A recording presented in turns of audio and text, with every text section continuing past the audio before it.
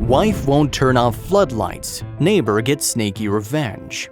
The light made it like trying to sleep in the middle of an airstrip or underneath stadium lights. The bright floodlight was shining directly into their bedroom. Why wasn't it pointed at the ground? Was it out of spite? But one night while Joey was struggling to sleep, he thought of something brilliant. The neighborhood was perfect. There was always peace and quiet, and the worst that would happen would be the odd disagreement that was always settled in an amicable manner. Every resident knew about the unspoken rules of being neighborly. One morning, Joey noticed new neighbors moving in. He'd always tried to be friendly and decided to see how they were. Everything seemed all right at first. Joey began to notice that the husband would drive in and out very frequently and at strange times. He was curious, so he tactfully asked what he did for a living. His wife told him his job made him travel around a lot. She started complaining about it, which Joey didn't want to hear about. Disagreements were always bound to happen between neighbors, and this was no exception with Joey and the new residents.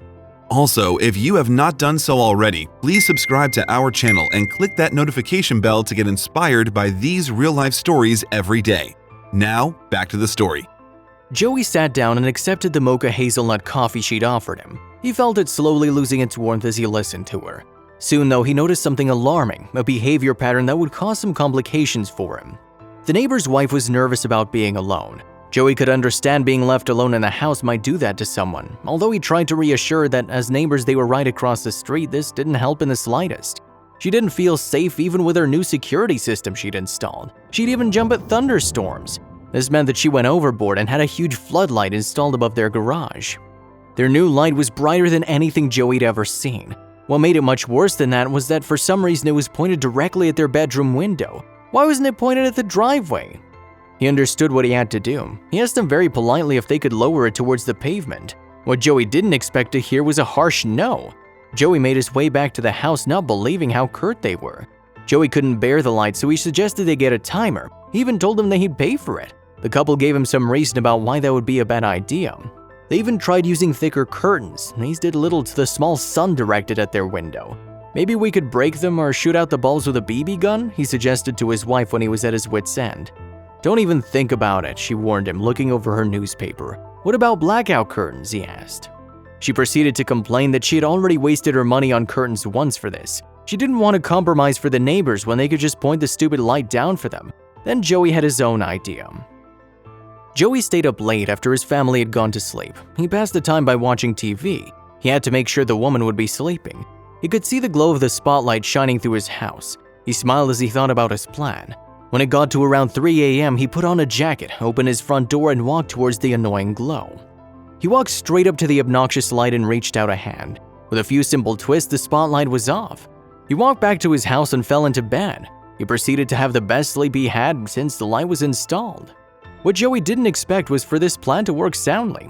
After the problem was realized months, the neighbors installed a new globe.